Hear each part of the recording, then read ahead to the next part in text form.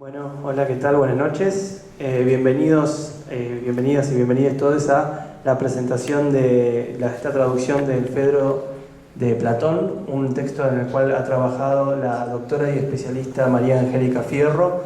Es la verdad un texto de esos que venimos trabajando hace bastante, y cuando digo hace bastante sumo, vieron, no sé si vieron, pasó una pandemia o alguna cosa por el estilo entre 2020 y 2021, y ha hecho que nos permitiese dedicarle muchísimo más trabajo y atención a textos que lo merecían. Así que por suerte el Fedro entró en esa óptica y le pudimos, gracias a la ayuda de María Angélica, de quienes estuvieron en el libro, hacer la verdad un texto notable y con un estudio introductorio de muchísimo peso que le da, a mi juicio, otra resonancia a un trabajo fundamental. Yo he participado escuetamente del proceso de edición y he visto todo el esfuerzo y el esmero que le puso tanto María Angélica Fierro como Enzo, que en su momento hizo la revisión, como el propio Mariano, que también estuvo acompañando el proceso. Fue algo, la verdad, muy notable la manera en la cual cada una de las palabras, cada uno de los elementos del diálogo fue pensada, y me parece que eso hace que el texto sea representativo en términos de lo que la colección busca, ¿no?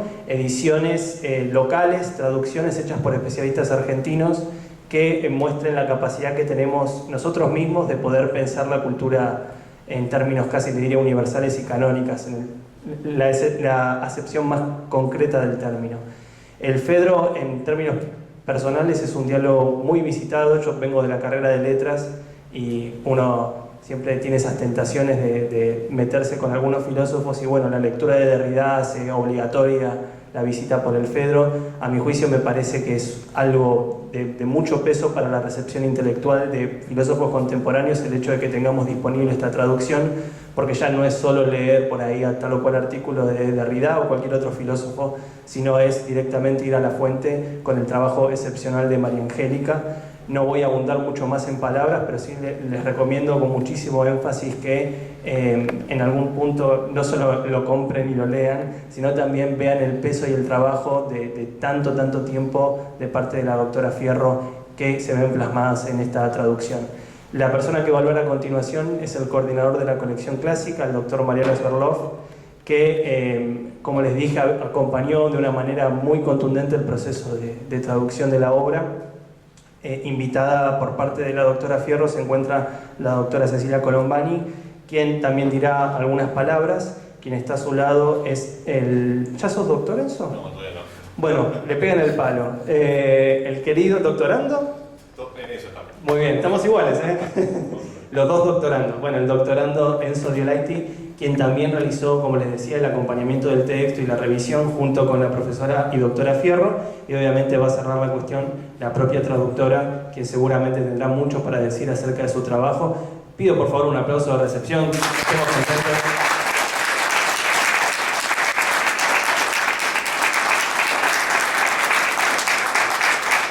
Muy bien.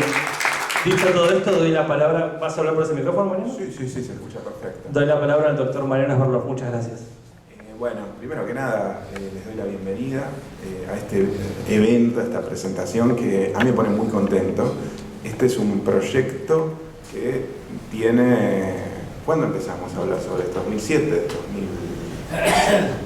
Sí, 2018 mandamos la primera versión. Exactamente, bien. Bueno, y este proyecto se enmarca dentro de la colección Coligüe Clásica. La colección Coligüe Clásica es una colección que, acompañando, si ustedes quieren, cierto proceso de institucionalización de las humanidades que se ha dado en la Argentina a partir del retorno a la democracia, pero que encontró una mayor aceleración a partir del 2004-2005, bueno, esta colección lo que de alguna forma quiere hacer es poner en valor toda una serie de traducciones de textos canónicos, y cuando decimos traducciones no solamente estamos hablando de la cuestión lingüística, sino también de áreas de estudio, es decir, de comunidades interpretativas, es decir, de tradiciones de interpretación. Es decir, cada una de estas ediciones en realidad lo que muestra es un cierto estado histórico del modo en el que se interpretan los textos. Uno de los objetivos, yo siempre decía, ¿no?, al principio de la colección, era traducir a una suerte de español rioplatense.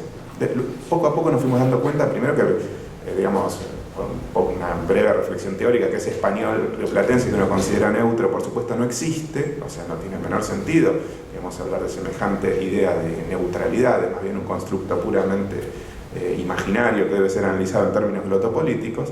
Y por otro lado, lo que empezamos a ver de una forma cada vez más marcada es que cada traducción era diferente de otra, precisamente porque lo que se estaba poniendo en valor no era solamente una forma de entender, de traducir los textos en términos lingüísticos, sino que lo que estaba jugando allí era la recapitulación y la posición del traductor de una cierta forma, ¿no?, de ver todos los debates del campo.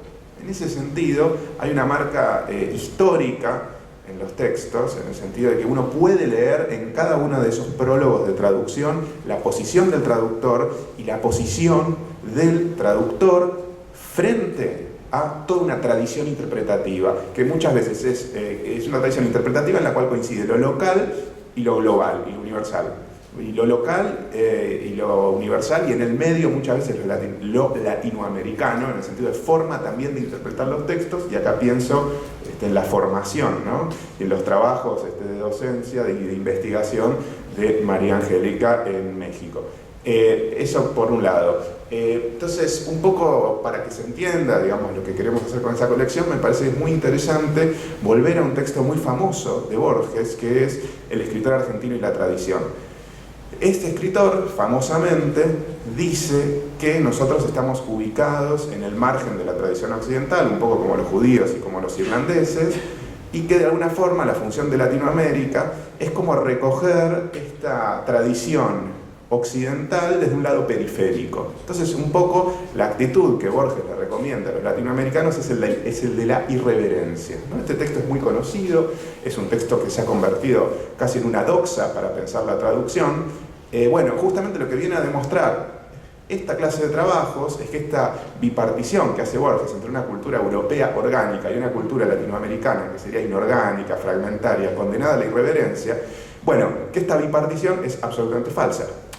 En realidad, el texto de Borges pudo haber sido productivo en un determinado momento, pero en este momento me parece que con la emergencia de estas traducciones que insisten mucho, ¿no?, en un trabajo de primera mano con la letra extranjera, me parece que esta cuestión, ¿no?, que, digamos, donde las ideas estarían en su lugar, en un lugar orgánico en Europa, y fuera de lugar, en un lugar inorgánico, periférico, etcétera, en Latinoamérica, se desdibuja muchísimo, ¿no? Realmente me parece que se desdibuja, realmente se desdibuja mucho, ¿no?, esa polaridad.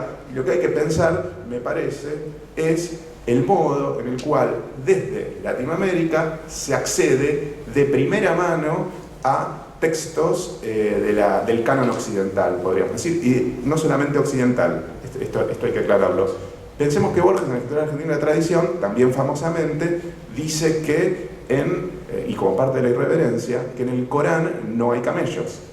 Esto es rigurosamente falso, eso es una cita de Gibbon, y en realidad, por supuesto, en el Corán sí hay camellos. En este sentido, insisto con esto, este registro académico se corre de la irreverencia y lo que presenta es una articulación con la filología científica, es decir, y con la primera línea de la filología científica, que es con la que dialoga desde el castellano María Angélica Fierro. Simplemente, y para cerrar, dos características de la traducción que me parece que son una marca, digamos, de este diálogo. La primera característica es la relación con el griego. Es decir, de lo que se trata acá no es de pensar al griego triangulado por el francés, es decir, básicamente viendo la traducción de Bellettre para traducir el castellano, sino ver, digamos, cómo la letra del griego modifica la letra, digamos, nuestra propia lengua, es decir, nuestro propio castellano. En ese sentido, este fue un aspecto muy trabajado, ¿no? Es decir, yo le decía a María Angélica, mira, esto por ahí un poco más para acá, ella me decía, no, tiene que estar el griego, ¿no? Y acá hay toda una larga bibliografía sobre, digamos, no me voy a meter en esto, Antoine Berman, todas estas cuestiones sobre la necesidad de respetar la letra. Y por otro lado, con esta, digamos, y más allá de la irreverencia, y yendo, digamos, a una cuestión universal y científica, el trabajo que hay en esta edición con toda la tradición occidental de interpretación. Simplemente estas dos cuestiones, podría seguir mucho más tiempo, Pero quiero cerrar acá, y además una nota afectiva, que es una colega que conozco y una amiga, me atrevo a decir, que conozco hace mucho tiempo y que estoy muy contento de esta presentación. Muchas gracias y entonces le paso la palabra a la próxima ponente.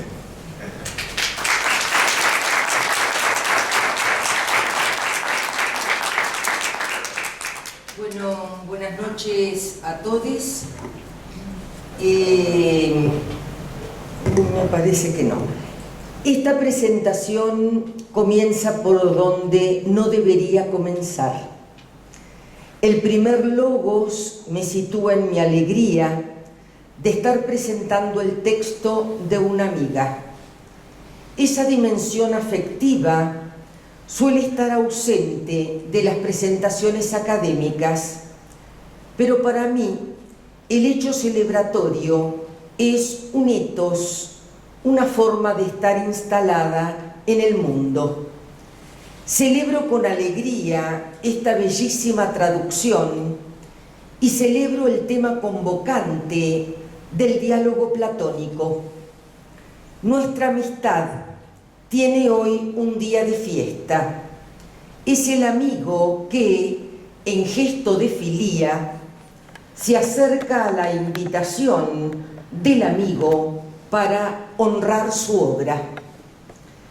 En primer lugar, me gustaría referirme al hecho de tratarse de una obra individual, lo que da por resultado un libro que aparece como un tapiz compacto y un tejido sólido.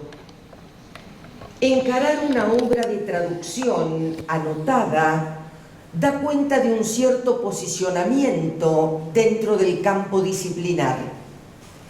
Se opera un cuidado del material clásico que se abre a una mirada también cuidadosa que constituye la mayor riqueza del entramado.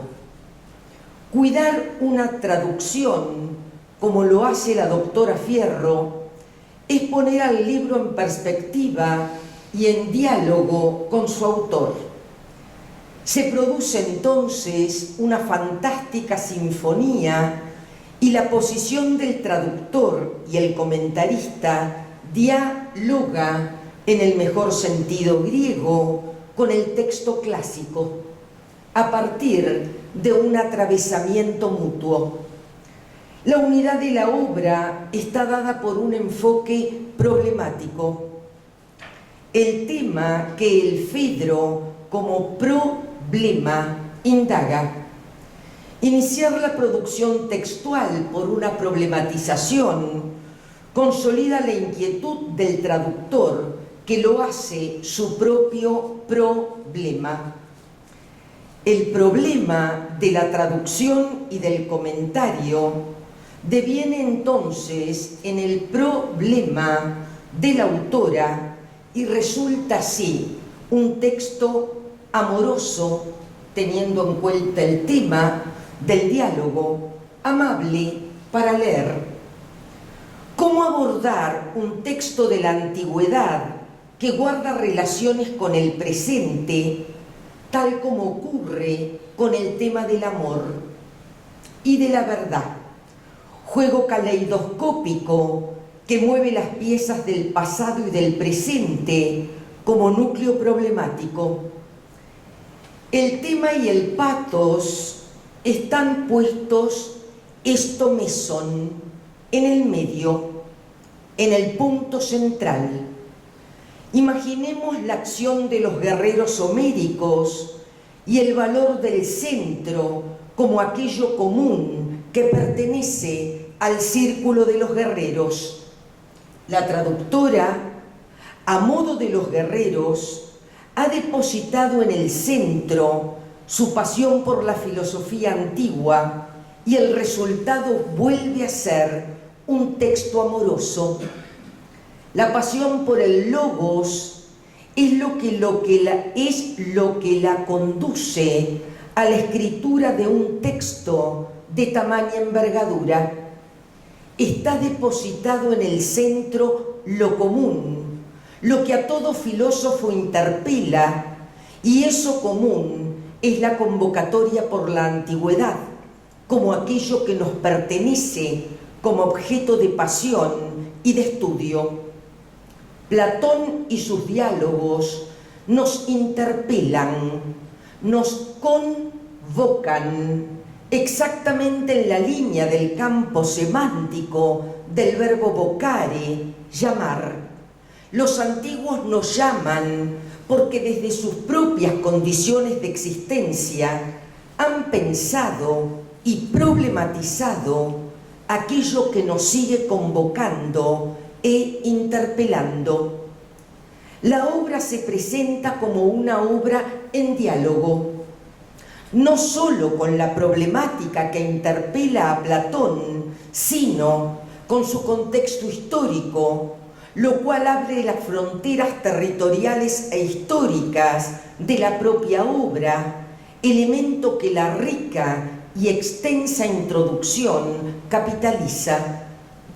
El libro opera así como una caja de herramientas en sentido Foucaultiano, capaz de arrojar luz sobre las relaciones entre el autor y su preocupación teórica y constituir así una respuesta históricamente situada. El libro aparece como una estructura macro que recoge nuestra microestructura como seres históricos que buscan en las relaciones con el pasado las inquietudes de un presente que nos define como sujetos. Una vez más, el libro resulta amoroso, dando cuenta que la preocupación de Platón por el tema del amor y de la verdad es también nuestra preocupación como sujetos que dialogan con el pasado. No me parece casual la elección del diálogo por parte de la doctora Fierro. El punto de partida es siempre el mismo que anima a un pensamiento histórico-filosófico, repensar los núcleos problemáticos que nos atraviesan y vincularlos con la letra de un autor de la talla de Platón. La pasión de la doctora Fierro se sustenta en su propio amor por los griegos y allí está como resultado de las coincidencias una magnífica traducción comentada de un texto donde se indaga el amor. En ese sentido, la tarea de la obra es propiciar el pensamiento, provocarlo como una caja de herramientas en el sentido que evocamos, capaz de interpretar la realidad de un texto clásico, reconociendo que el logos es lo común que todos tenemos. El libro cobra así una dimensión histórico-filosófico-antropológica, ya que persigue en el juego de temporalidades el propio desvelo del hombre por comprender sus coordenadas problemáticas. El libro cobra una dimensión antropológica porque recorta ese tema convocante como urdimbre o tejido de análisis. Esa es la función problematizadora de un texto a traducir y comentar. Antes de confirmar lo ya conocido, abrir el juego a nuevas posibilidades interpretativas y a nuevos sentidos posibles. Ese es el juego abierto y siempre renovado de una nueva traducción. El libro es entonces una estructura magmática de donde surgen nuevos aportes al objeto de estudio, una esmeradísima y cuidadísima metodología de traducción y comentario que enriquece y ennoblece la tarea del traductor. Quizás esta traducción comentada haya nacido del asombro y de allí que nazca con una inquietud. Asombrarse es conmocionarse, moverse en otra dirección. He allí el horizonte de un pensamiento que se lanza a la aventura de una nueva traducción comentada de un clásico. La doctora Fierro conoce las reglas del juego y su asombro frente a los griegos es una marca de instalación en su producción filosófica. El pensamiento se entrena para instalarse en el problema. El término es rico y significativo a la propuesta presente. Problema, cuestión, pero también saliente, promontorio, baluarte.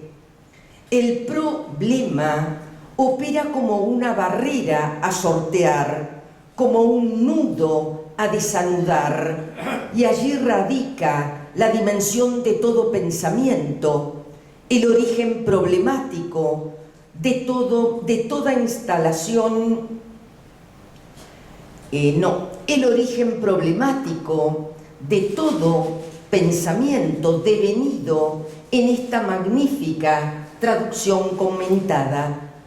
La tarea filosófica y la instalación docente es generar el problema, proponer el nudo para desanudarlo reflexivamente, hacer de la enseñanza un topos problematizante, es decir, una experiencia que nos fuerza a pensar.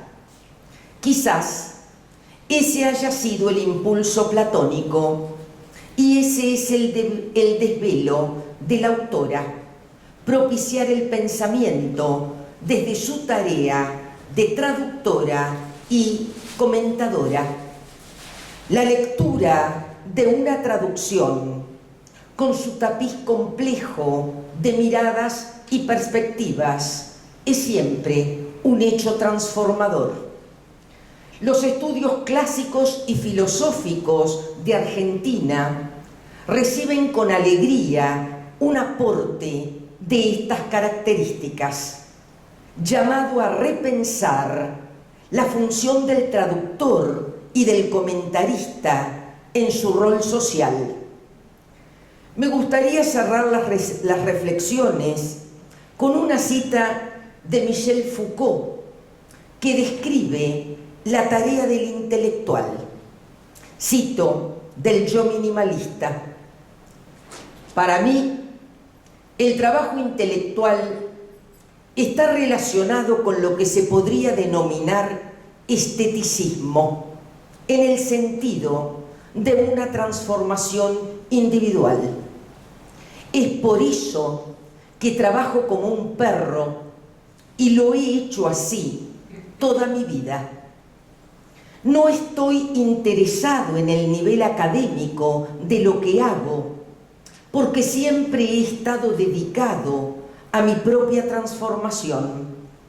Es por eso también que cuando me dicen, bueno, pensaba eso hace pocos años y ahora dice algo distinto, mi respuesta es, bueno, ¿crees que he trabajado tanto todos estos años para decir lo mismo y no haber cambiado?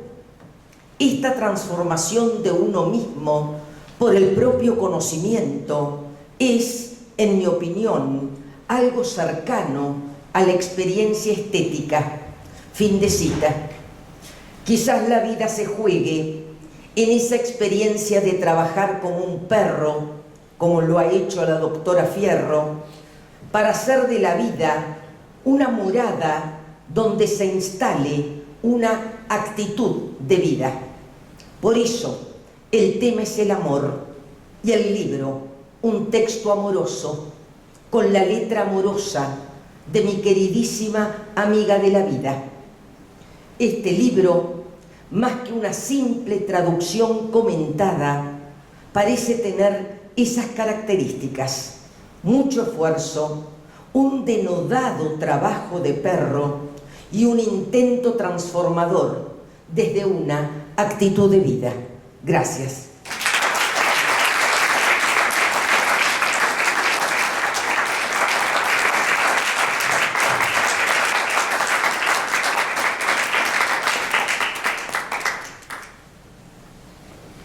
Bueno, ¿se escucha ahí? ¿O? ¿Sí? Acá tenés. Tengo un bozarrón, ¿viste? Tiene una proyección de voz eso. Pero ahí va. Tiene dos micrófonos. O sea, esto puede ser demasiado, me parece. Desborde de voz. Bueno, en primer lugar, no puedo sino agradecer infinitamente primero a María Angélica por haberme invitado y por el lugar que me concedió para acompañar este proyecto de largo aliento que hoy estamos celebrando. Es elocuente, ¿no? Las palabras que se repiten sin que hayamos hablado, ¿no? Previamente. También agradezco a los editores de Coligüe, Mariano, Fernando y Emiliano por las charlas y la tarea compartida y por hacer esta noche en la Feria del Libro posible. La historia de esta traducción es una historia de años, atravesada por los avatares de la vida, el tiempo y el espacio.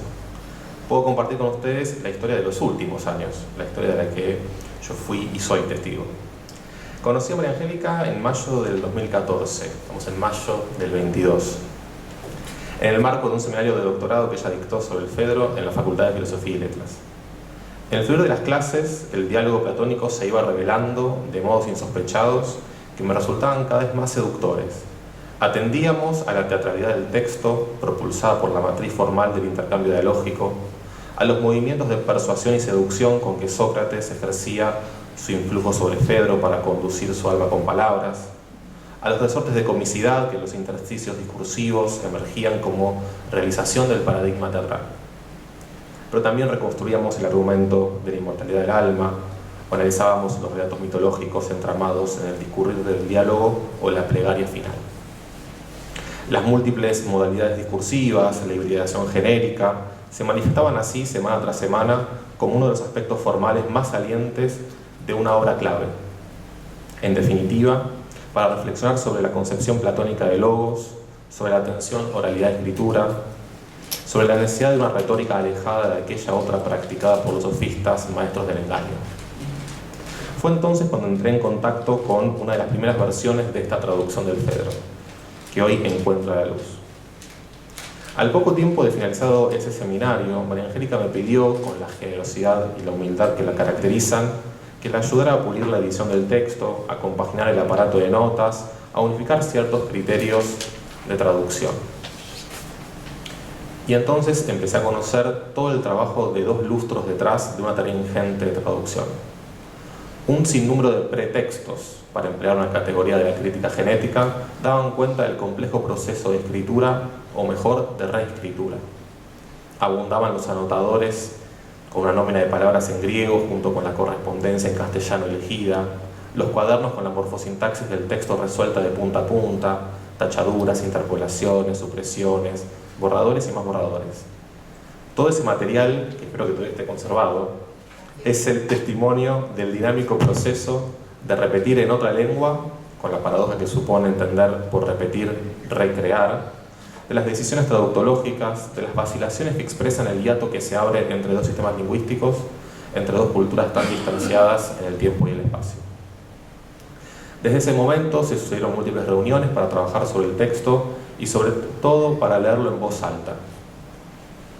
Algo que preocupaba a María Angélica era la posibilidad de ejecutar el texto, atendiendo a la naturaleza dramática del diálogo.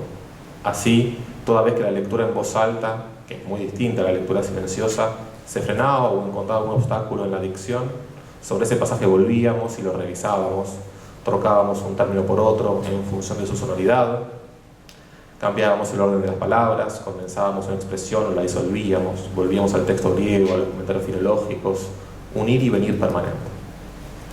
No voy a abundar más sobre la cocina de la traducción, solo quería compartir todo el amor actual puestos en esta edición que, como verán, presenta un extenso estudio introductorio que, además de enmarcar la obra platónica en la tradición filosófica, ofrece una original lectura crítica en torno a la unicidad del diálogo, a su estatuto como órgano, Comentarios introductorios a cada sección del diálogo que permiten acompañar la lectura y reponer elementos clave para la comprensión de los temas que son objeto de especulación y al mismo tiempo exhiben el gesto de lectura de la traductora. Una traducción filológica, en tanto presenta el texto como objeto de estudio, que a la par de la erudición y el rigor académicos permite una lectura fluida para un público más amplio y curioso, que no necesita estar familiarizado con la filosofía platónica.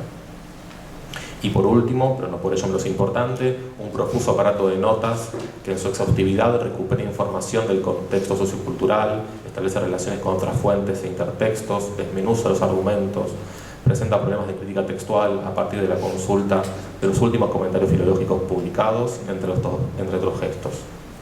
En suma, se trata de una traducción actualizada, sutil, a un tiempo simple y compleja, que constituye, a mi humilde entender, una valiosísima contribución no solo dentro, sino también fuera del ámbito académico. Después de tanto tiempo y de tanto camino recorrido, esta noche es, permítanme el academicismo, pura emoción, porque una publicación de estas características es, en definitiva, una forma de trascender.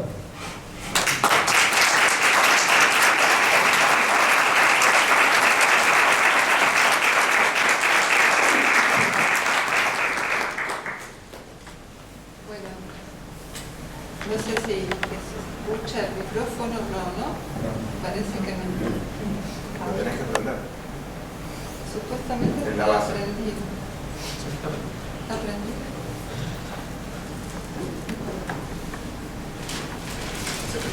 Déjame. Gracias. Sí, mi voz no es tan potente como la de Enzo. No, está bien, me quedo con este, te agradezco. Bueno, ¿qué les puedo decir? Yo estoy sumamente emocionada, agradecida a mis colegas y me han estado acompañando en este panel, pero como ustedes habrán escuchado, me han acompañado en gran parte del proceso de esta traducción. Y no quiero dejar de expresar mi gran agradecimiento a la editorial Coligüe, que ha hecho posible que este sueño se haga finalmente realidad y el libro, la traducción, esté hoy con nosotros aquí en la feria. Yo, sabiendo que ellos iban a internarse, aunque también un poco me leyeron el pensamiento, ¿no?, en algunos aspectos más objetivos de la traducción que ustedes van a poder apreciar, espero, cuando la tengan con ustedes, preferí escribir algo de tono más personal y, si ustedes quieren, autobiográfico, para compartir aquí. Me siento, y ya lo sabía cuando estaba escribiendo esto, que me siento muy emocionada por la presencia de todos ustedes hoy aquí, pues no solo me están acompañando colegas, así como antiguos y nuevos estudiantes, que han seguido, como han visto, muy de cerca el proceso de creación de este libro, sino también mi familia, junto con mis amigas, amigos y amigues, provenientes de muy distintos ámbitos y momentos de mi vida. Algunos que no han podido estar físicamente incluso, pero que se han hecho presentes con sus numerosos y afectuosos mensajes. Cuando pensé en esta presentación, entonces pensé cómo contarles en 10 minutos una tarea que me ha llevado más de 10 años realizar. Cómo llegar con mis palabras a una audiencia tan variada y con la que me unen lazos tan diversos. Se me ocurrió así, imitando un poco ciertas estrategias del divino Platón, con quien ustedes me han estado frecuentando mucho, compartir 3 recuerdos que me trajo a la memoria esta feliz ocasión y que retrospectivamente parecen premonitorios de la épica tarea que fue para mí realizar esta traducción. En un curso preparatorio para el ingreso a Filosofía y Letras, paralelo a mi 5º año del secundario, con los primeros brotes de la primavera alfonsinista, me topé con una selección de textos, donde hubo uno en particular que me deslumbró. Decía con cadencia mántrica: de 1 a 2, y de 2 a todos los cuerpos bellos, y de los bellos cuerpos a las bellas costumbres, y de estos a los bellos conocimientos, y a partir de ellos culminar en aquel conocimiento que no es de otra cosa que de lo bello en sí. Pensé para mis adentros al leerlo, ¿pero qué es esto? ¿Por qué siento que expresa algo que me conmueve y en lo que de algún modo siempre creí? No sabía aún que me había encontrado con Platón y con su otro diálogo sobre el amor y la belleza, además del Fedro, el banquete, y que de allí en más seguiría fatalmente enamorada de dichos textos y de lo que en estos se exaltaba.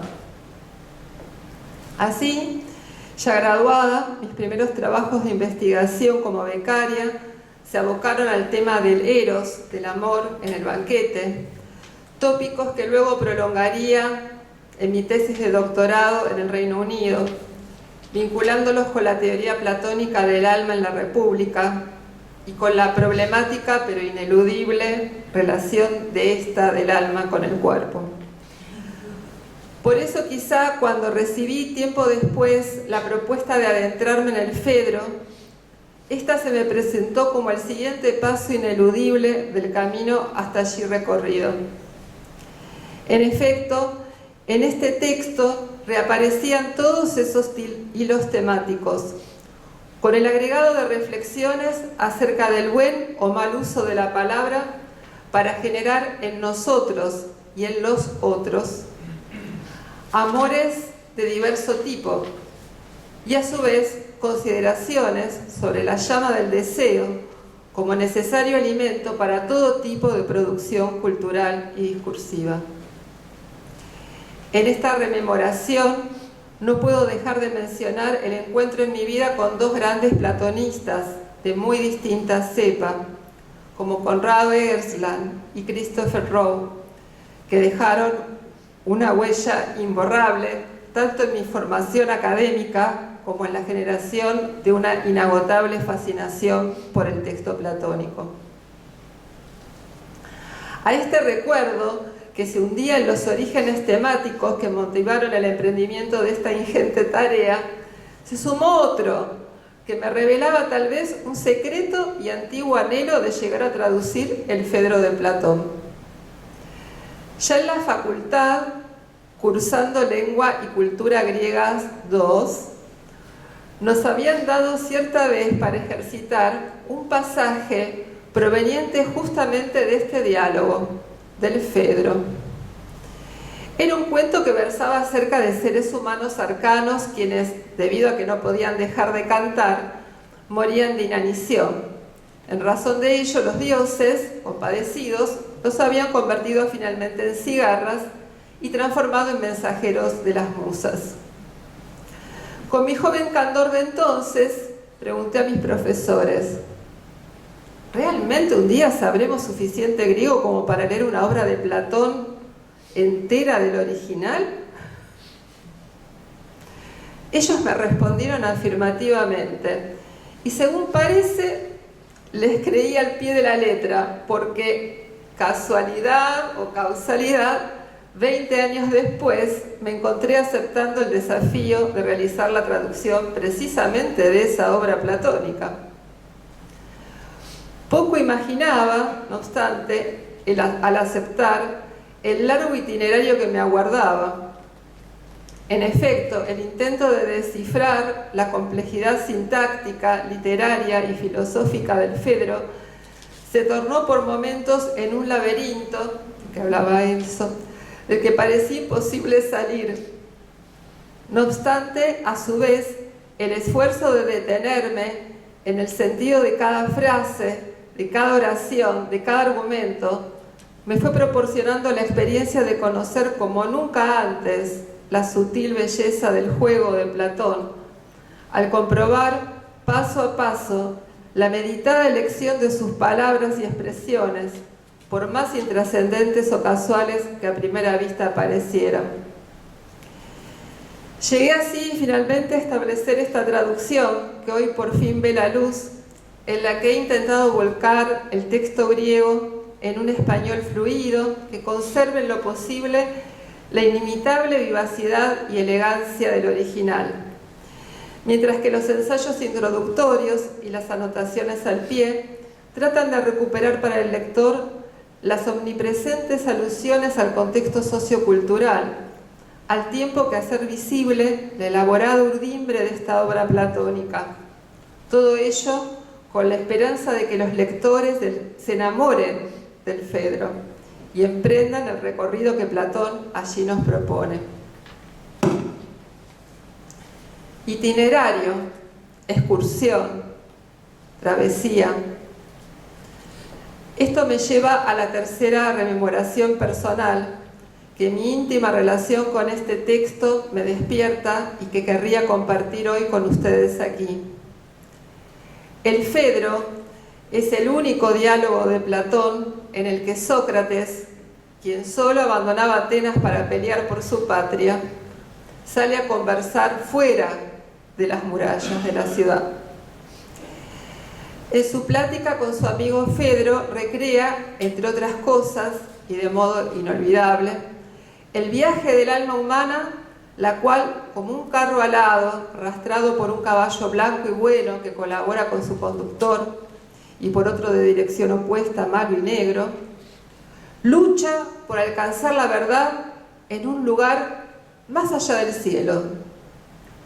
En tal sentido, tras una década de deambular por el exterior, creciendo académica y personalmente, explorando el mundo y a mí misma, y después de haber atravesado zonas de penumbra con mi caballo negro, empujado para adelante en tiempos difíciles con mi rocín blanco y conducida a veces a regañadientes por el auriga de mi alma a buen puerto, la traducción de este texto parecía estar esperándome misteriosamente en mi regreso a Argentina el 9 de julio del 2007, cuando nevó, hace más de 10 años, como un reflejo de lo que había sido y habría de ser, impulsada por las alas del amor, mi propio recorrido existencial, y probablemente, como ustedes espero encontrarán al leerlo, el de todo ser humano. Gracias.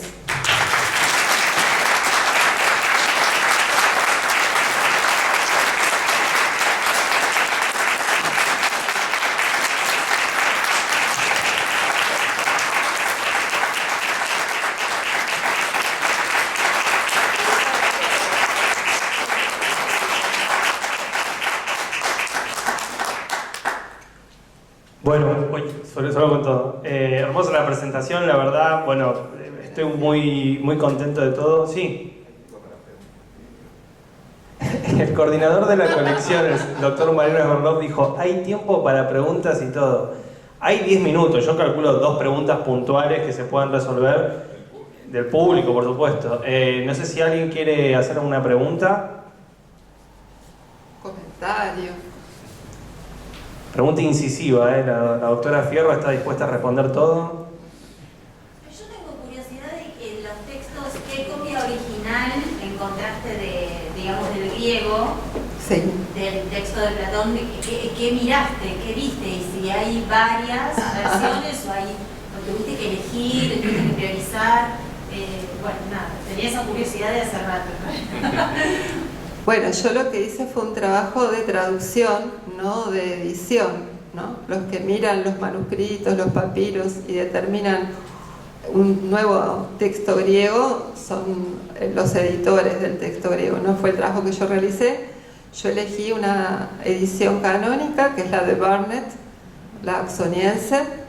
Esa edición oxoniense que existe desde comienzos del siglo XX está recién siendo reemplazada en las últimas décadas de la obra de Platón, ¿no? Es el editor de la obra de Platón, el mismo que aparece en el Perseo, en el Thesaurus Lingua Greca, pero en el caso del Fedro todavía no se había realizado una nueva edición oxoniense, así que yo seguí la de Burnet, que igual descubrimos que había dos,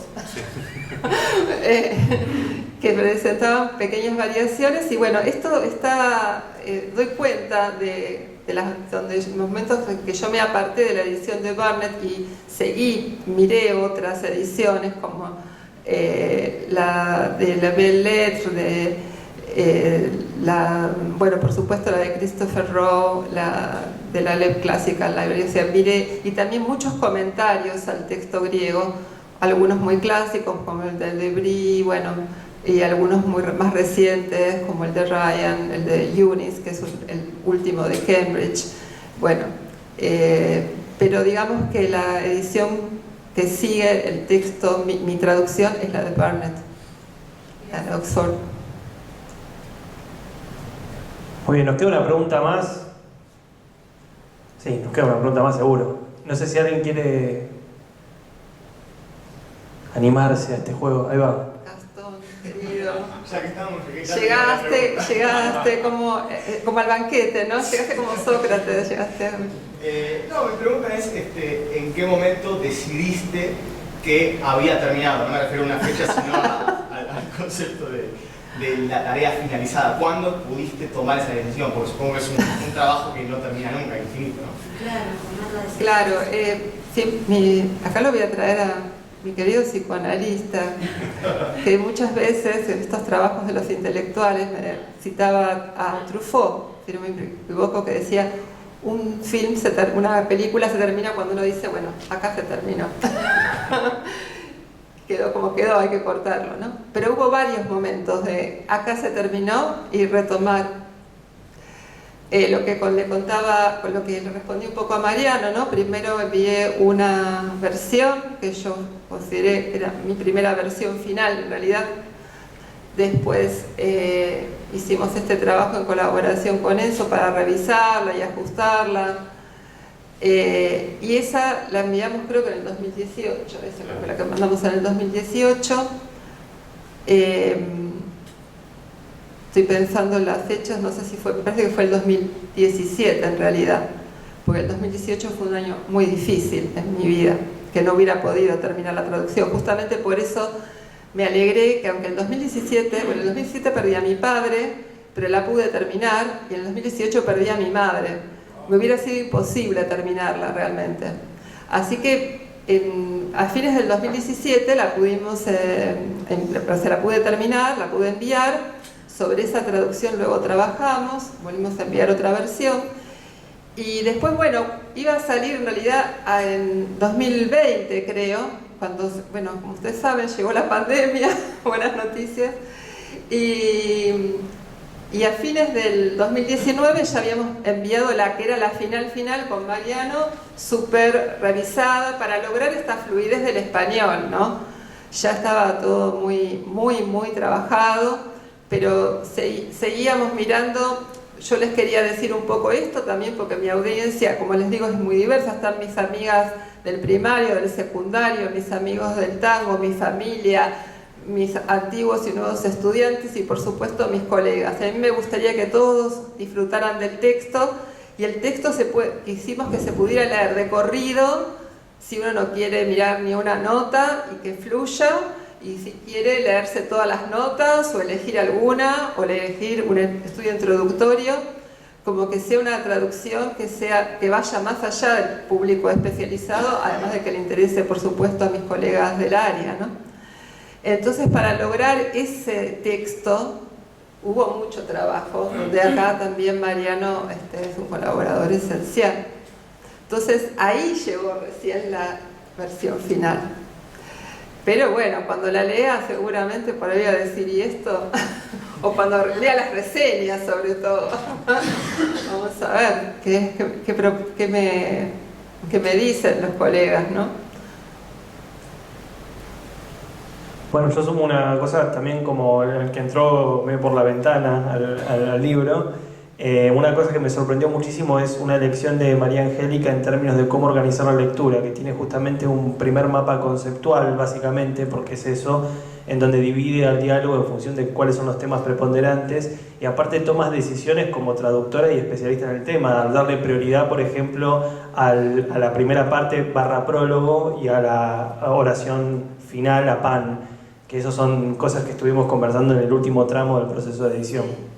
Que realmente lo que resaltó Enzo de que es una pieza dramática donde Platón luce toda su maestría literaria, además de su genialidad filosófica, todo imbricado. Entonces quise realzar este componente dramático marcando estos momentos de la obra, ¿no? Y el sentido que tienen, ¿no? Para mí la filosofía y la literatura no se pueden separar, y en esta obra de Platón mucho menos, y creo que él tampoco quería que se separaran, quería sabía que la una cosa dependía de la otra, ¿no? La propuesta es leerlo y filosofar con el texto realmente, no solamente encontrar enunciados, argumentos, sino que es toda una experiencia leerlo. Eso es lo que traté de reconstruir. Por eso les decía, para mí, si alguien en algún lugar del mundo, por ahí cuando yo no esté, toma el texto y se enamora del texto, bueno, yo soy feliz ya anticipadamente.